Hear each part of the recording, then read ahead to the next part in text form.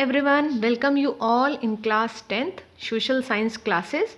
This is economics chapter number 1 development part 3. So let's start the topic. In the previous video, means in video number 2 or part 2, we discussed the limitation of per capita income of consider as a criteria of development. In the previous video, we discussed that for the comparison of different countries or comparison of development among the different countries, there is one measure or criteria adopted by the World Bank, which is income. But income is not a sufficient measure to assess the development of any country, because it may be there is an unequal distribution of income. So it may be there is a high per capita income, maybe not lead to development. So that's why income alone is not sufficient measure for the people's welfare and to access their development. As we have already discussed that for a well-being life, for a good life, except money, other things like safety, security, protection, health, education, equal treatment, respect, all these things are also essential. So development, for the assessment of the development in different countries where there is a high income, but we can't say that these are the developed country. So which other criteria should be included in the access of development in a real manner? So here the example of 3 states, Haryana, Punjab and Bihar. So with the example we can understand this thing. 3 states are there, Haryana, Kerala and Bihar. Now the per capita income of Haryana is 1,80,174. Infant mortality is 30 and literacy rate is 82. Net attendance ratio is 61. So in this way we can say the healthcare facilities are very poor.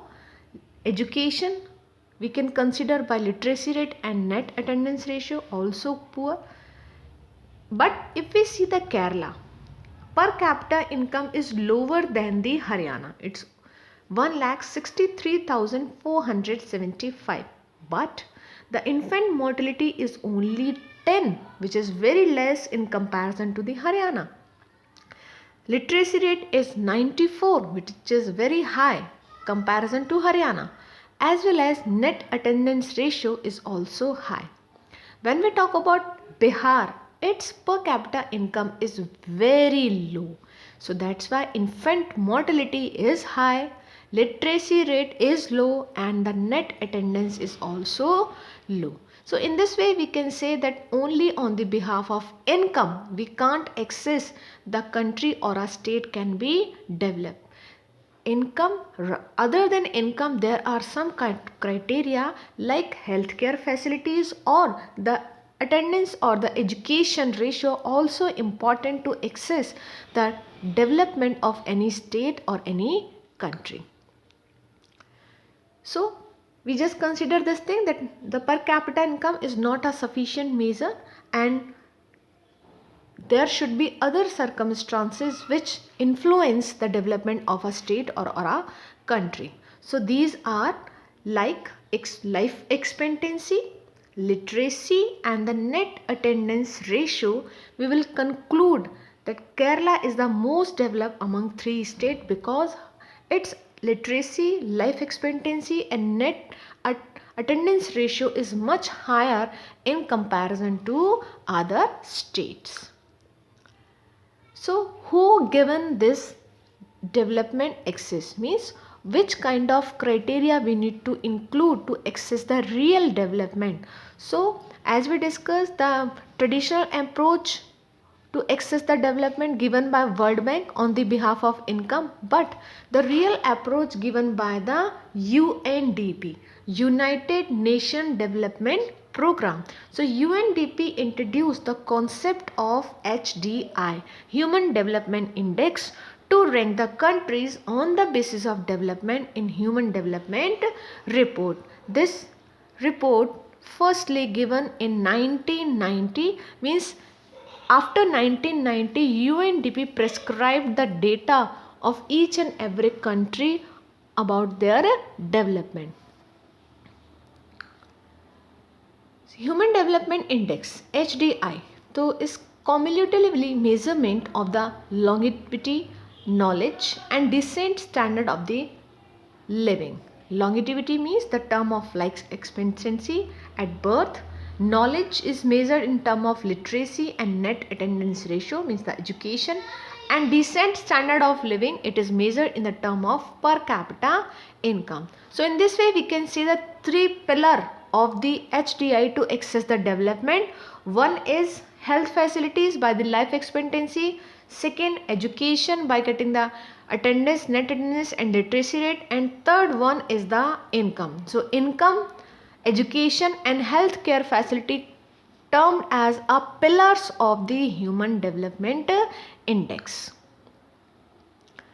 Here we can compare the development of India and Sri Lanka. So Sri Lanka is a very small country in comparison to the geographical area as well as population wise, resource wise. But when we compare the development of these two countries, so Sri Lanka, whether it is a very small geographical area country, but the development is much higher in comparison to India. So HDI rank of Sri Lanka is 76, but India HDI rank is 130, more than 200 countries. So whatever the countries which are member of the Human Development Index, so in Sri Lanka stand only 76th rank, but India stand on 130th rank. So what is the reason or causes behind that Sri Lanka has much good rank in the HDI? Per capita income of Sri Lanka is higher than that of India. Life expectancy at birth is 75.5 years in Sri Lanka, and in India it is only 68. So life expectancy is good. It means people having the good healthcare facilities. Education achievement of Sri Lanka is also better than that of India. So in this way, life expectancy is good, means healthcare facility, education is good as well as income is good. So that's why India stands after the Sri Lanka in the HDI index. Thank you. Rest of topic we will discuss in next video.